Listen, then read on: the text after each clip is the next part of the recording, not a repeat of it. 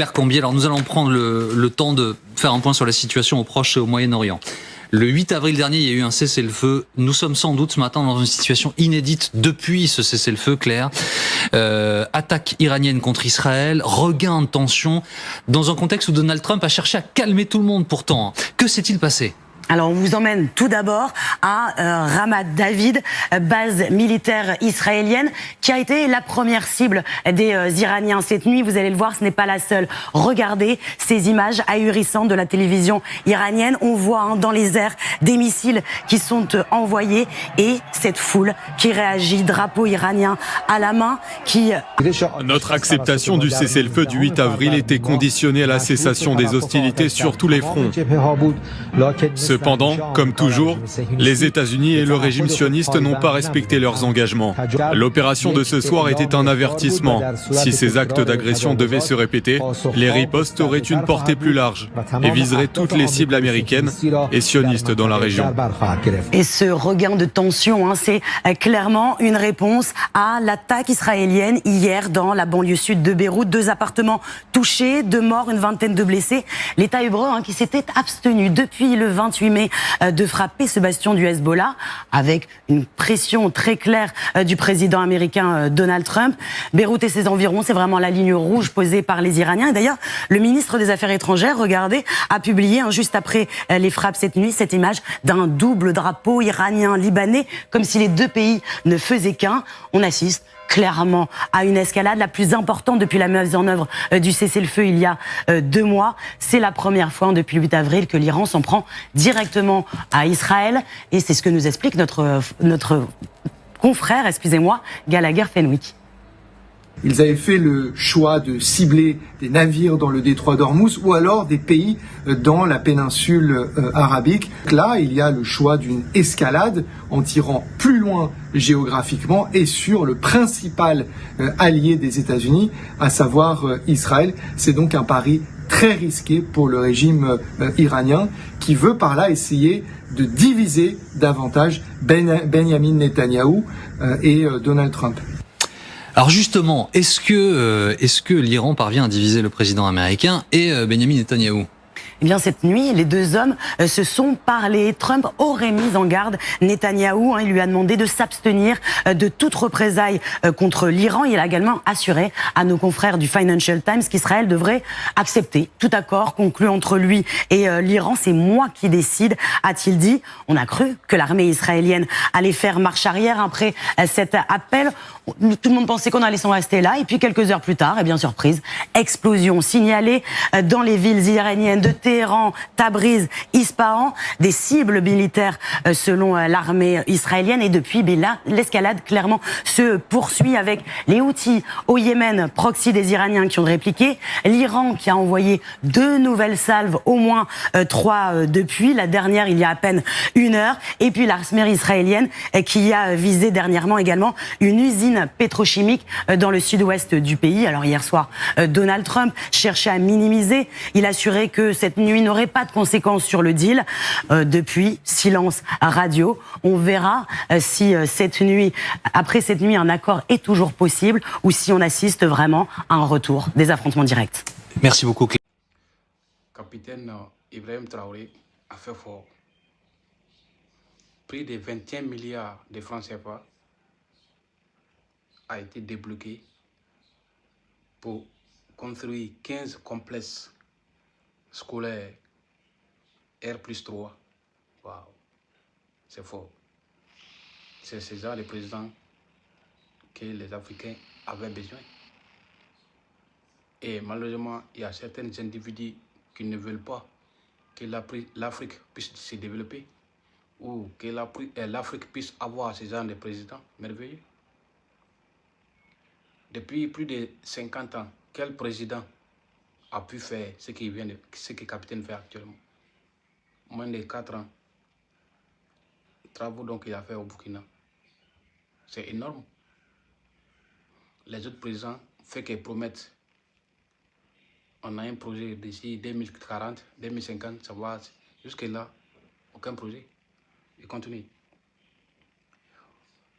Dans 15 provinces au Burkina Faso, les 15 complexes, donc, il veut faire, c'est comme chaque province, il veut construire un. C'est normal, c'est équitable. Si c'était un président, il allait se focaliser seulement dans la capitale. Mais lui, il va reparticiper dans toutes les provinces pour que la population puisse connaître le bonheur aussi. Respect au capitaine Ibrahim Traoré. Toute personne qui aime le capitaine Ibrahim Traoré, veuillez de vous abonner, liker et partager dans tous les groupes pour encourager plus de personnes que possible pour qu'ils puissent prendre directive du capitaine Ibrahim Traoré. Parce que ce qu'il fait, c'est encourageant. Et il faut que nous, on l'encourage. Il mérite de cet encouragement. Merci. Vous avez tenu vos promesses ou au contraire qu'il reste encore beaucoup à faire? Un an après mon mandat, je ne dirais pas que tout a été fait. Parce que mon mandat, c'est sur 7 ans. Et mon projet de société, il repose sur 7 ans. Donc j'y avance dans mon projet de société. Et ce que j'ai promis aux Gabonais, c'est sur 7 ans. Et je ferai ce que j'ai promis. Alors voilà, parce qu'il y a quand même la question, oui. Quand on parle aux Gabonais, oui. Ils veulent deux choses. Oui. Ils veulent l'eau oui. et ils veulent l'électricité. Vous leur aviez promis il y a un an. Oui. Quand vous les interrogez, ils disent non. On n'a pas d'eau, pas d'électricité, ou en tout cas pas assez. Pourquoi, Monsieur le Président? Non, j'ai ce problème à cœur. Et je n'oublie pas cette détresse des Gabonais. J'y pense tous les jours. Nous avons commencé à réaliser des centrales thermiques qui sont même déjà payées. Et nous attendons la livraison de tous ces chantiers. Aujourd'hui, nous avons investi plus de 800 milliards de francs CFA. Et je pense que d'ici le mois de juillet 2027, il y a quelques centrales qui vont être livrées. Et donc là, d'ici un an, plus d'un an, oui, il y aura de l'électricité pour les Gabonais. Régulièrement, vraiment. Vraiment, je vous le dis. Et on sortira de ces problèmes de délestage. Je veux en revenir plus sur la situation macroéconomique. Ça fait plusieurs mois qu'on parle d'un accord avec le Fonds monétaire international. 6 mois maintenant, on dit il est proche. Est-ce qu'il va y avoir un accord avec le FMI et quand? Je vous le dis en toute sincérité, il y aura un accord avec le FMI. Et nous sommes prêts à signer un programme avec le FMI. Nous avons échangé depuis fort longtemps. Oui. Pendant la transition, nous étions à 7 500 milliards de dettes. Et un peu avant la transition, on nous a présenté une dette à 8 milliards. Et après, un autre chiffre est apparu. J'ai dit au FMI, je veux une audit de ces chiffres. Je veux la réalité pour savoir ce que moi je signe. Mais ça on était prêt à signer au mois de juillet. Oui. Le FMI m'a dit, si on va sur l'audit, il faut décaler de quelques mois pour qu'on puisse signer. Et j'ai dit, je vous accorde ces quelques mois. Donc l'accord sera signé plutôt vers la fin de l'année. Oui. La Banque africaine de développement a affirmé il y a quelques jours que la croissance serait de 2,6%, alors que votre loi de finances table sur une croissance bien supérieure. Est-ce que vous ne craignez pas que vous n'aurez pas les moyens dont vous pensiez disposer et que la situation économique est en train de se détériorer? C'est vous qui le dites encore. Non, c'est la BAD qui l'a dit, c'est pas moi. Bon, après, vous savez, je vais faire comme Omar Bongo Ndimba. Les chiffres ne nourrissent que ceux qui vivent avec les chiffres, qui pensent que oui, les chiffres vont les nourrir. Moi, je vous rassure que mon économie se porte bien. Alors, parmi les éléments de votre stratégie économique, il y a ce qu'on pourrait appeler la souveraineté économique. On a vu des nationalisations, il y a une volonté aussi de ne pas juste être un pays qui exporte ses matières premières. Il y a la mine de fer de Belinga, il y a aussi la volonté d'interdire l'exportation de manganèse. Mais est-ce que c'est réaliste? Est-ce que, étant donné que les prévisions de croissance ne sont pas, est-ce que vous pensez que c'est possible d'avoir une souveraineté économique et en même temps une croissance importante? Alors, je ne cesse de vous répondre que ne vous attardez pas sur les chiffres. La souveraineté économique pour nous, c'est un challenge. C'est un challenge. Et nous l'avons fait pour Assala. Quand j'ai pris la décision de racheter une partie de notre pétrole, personne n'y croyait.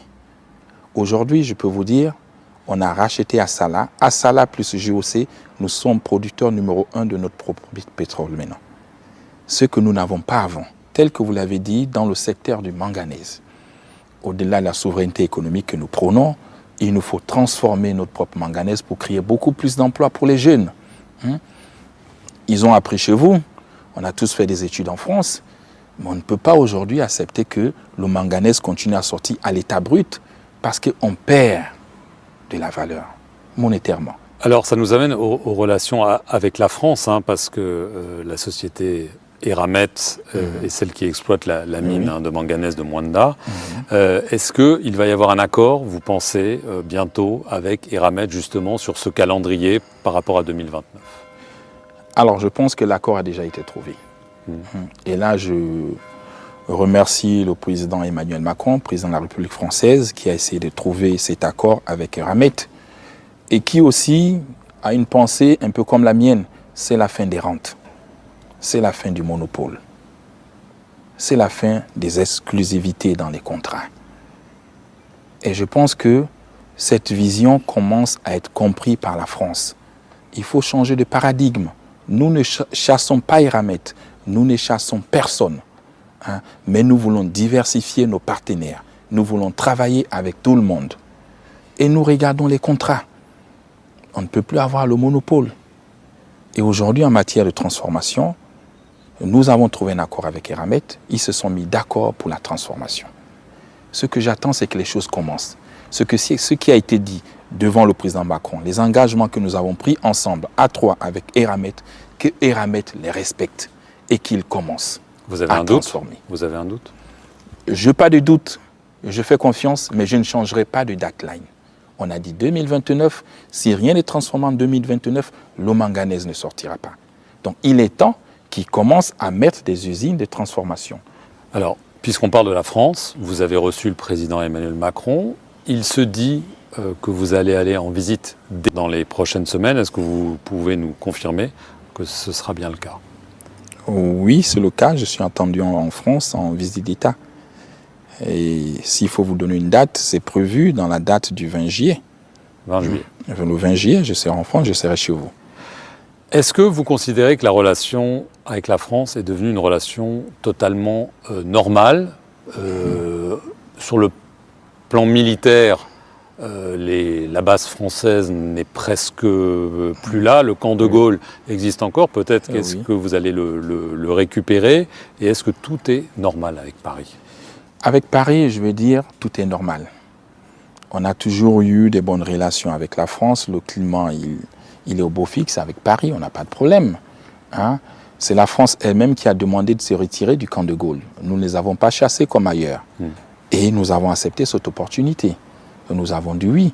Donc, ils ont libéré le camp de Gaulle, qui devient des centres de formation. Ils ont réduit les effectifs. Je suis d'accord. C'est 100 hommes en matière d'instruction que nous avons tous acceptés, que nous avons signés. Donc, le camp, il est déjà rétrocédé à la partie gabonaise. Maintenant, après, nous allons baptiser le camp qui va porter un nom gabonais. Le nom général de Gaulle ne va plus exister. Ça rappelle des souvenirs de la coloniale. J'ai une question qui m'est venue à l'esprit. On a vu les États-Unis, l'administration Trump demandait à plusieurs pays africains d'accueillir des migrants qui sont considérés comme illégaux aux États-Unis. Certains l'ont fait, le Ghana, le Rwanda. Est-ce que on vous a demandé la même chose? Et si oui, quelle a été votre réponse? La même chose nous a été demandée. Et le président Trump, c'est quelqu'un que j'aime beaucoup, que j'affectionne beaucoup et qui m'a reçu aux États-Unis. Je l'appelle souvent mon ami à la cravate rouge, mais sur ce point, nous ne sommes pas tombés d'accord. Je ne les ai pas acceptés chez moi. Je le dis en toute honnêteté. Il n'y a pas d'immigrants et je n'ai jamais signé cet accord. Et le Gabon n'est pas prêt à signer cet accord qui ne nous arrange pas. C'est très clair. Je vais en venir un petit peu à la situation plus politique ici au Gabon. Alain-Claude Billy-Binzé, ancien Premier ministre, est emprisonné depuis quelques semaines pour des accusations d'escroquerie, une affaire qui remonte à 2008. Lui, ses alliés affirment que ce n'est pas du tout une affaire d'escroquerie, mais une persécution politique et que vous en êtes l'instigateur. Ah bon? Et vous y croyez? Moi, je n'ai pas à juger, je vous pose la question. Ah bon, c'est dire qu'ils ne me connaissent pas. Et maintenant, pour vous reprendre en toute franchise, la France est un État indépendant, souverain, respectueux des droits de l'homme, avec la séparation de pouvoir entre l'exécutif et la justice. Mais le Gabon aussi l'est. J'ai vu à la télé dernièrement un ancien chef d'État français être condamné. Est-ce que ça a été le problème de Macron? Dites-moi. Marine Le Pen, elle a été condamnée. Est-ce que ça a été le problème de Macron? Quand c'est chez vous, on dit que c'est la séparation de pouvoir entre l'exécutif et le judiciaire. Mais quand ça arrive en Afrique, vous êtes toujours en train de nous jeter la pierre. On ne reconnaît plus la séparation de pouvoir.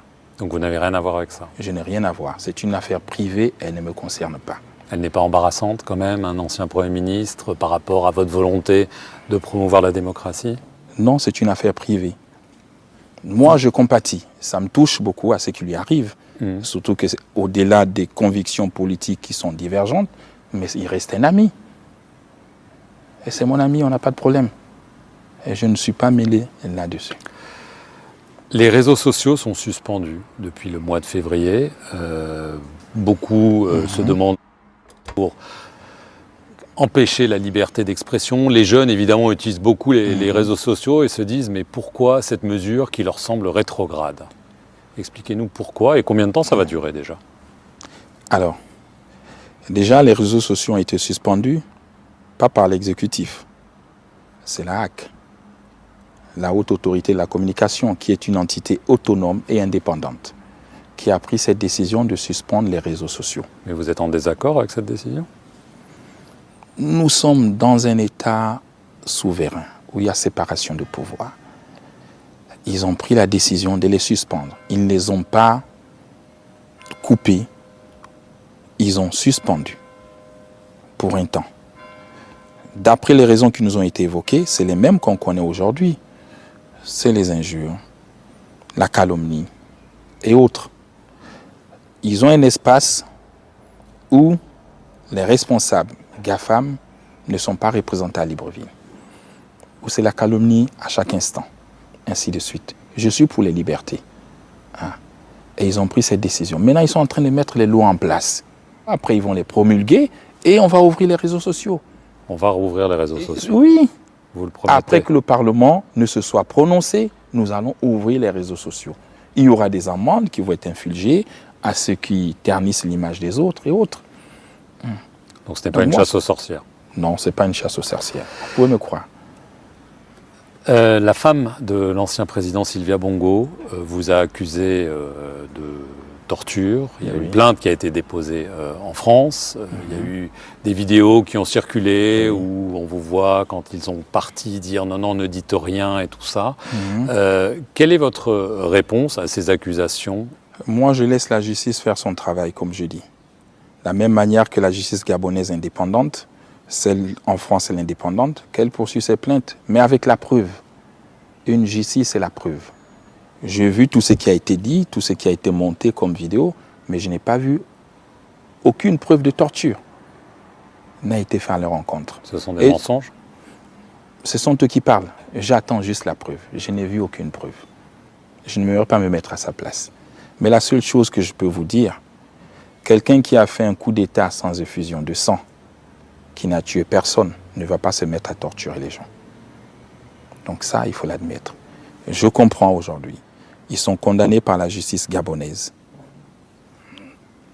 Et ça les angoisse. Ça les touche. Il y a des mandats d'arrêt qui sont lancés. Donc on est prêt à tout dire, à tout raconter, à calomnier, à cracher même sur le pays qui vous a nourri. Et de dire, voilà, j'ai été torturé. Nous attendons la preuve, mais pas du chantage, comme ils veulent le faire. Ils vous font du chantage? Par moi, à la justice gabonaise. Et la justice a condamné avec des preuves. Des fortes sommes d'argent qui ont été retrouvées sur son compte, par le compte d'Ali Bongo Ondimba. Je me demande si la veuve Chirac ou Mitterrand a un tel montant sur ses comptes. Vous avez donné un passeport diplomatique à Ali Bongo récemment. Oui. Est-ce que ça veut dire que lui, vous êtes prêt à lui pardonner, éventuellement à ce qu'il revienne au pays? Et je n'ai pas de problème avec Ali Bongo Ondimba. Au-delà du passeport diplomatique, il a été invité pour participer pleinement à la cérémonie de la salle de congrès qui porte le nom de son père. Et il n'a pas voulu venir. Ali Bongo Ondimba, pour moi, est considéré comme un ancien chef d'État. L'État... Pas encore, vous dites. Mais je ne sais pas s'il y en a, mais ce n'est pas moi la justice. Ah. Donc aucune plainte aujourd'hui n'est contre Ali Bongo Ondimba. Il est libre de se mouvoir, comme j'ai toujours dit. Il peut revenir au Gabon.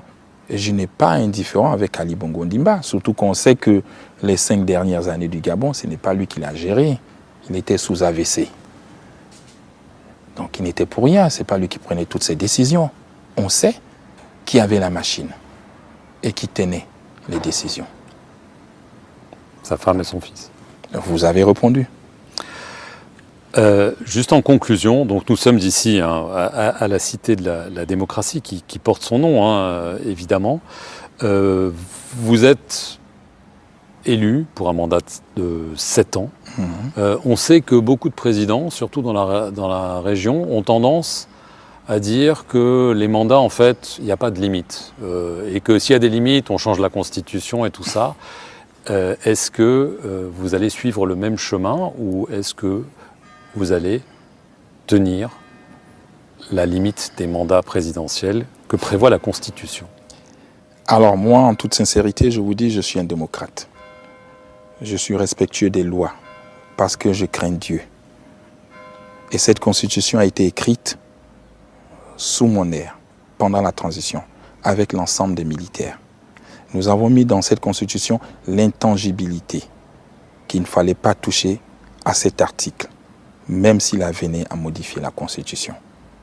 Et donc je veux respecter ce que dit ma Constitution. Nous sommes même allés plus loin, au-delà des libertés, où le fils d'un président ne peut plus succéder directement à son père. Ça a été mis dans notre Constitution. Si je peux résumer d'une formule, il y a eu une dynastie Bongo, il n'y aura pas de dynastie Oligui. Il n'y aura pas de dynastie Oligui. Vous pouvez en être sûr. Si une dynastie Oligui, c'est après un mandat, tel qu'on l'a mis dans la Constitution. Mais il n'y aura pas de dynastie Oligui. Merci beaucoup, Monsieur le Président, d'avoir répondu.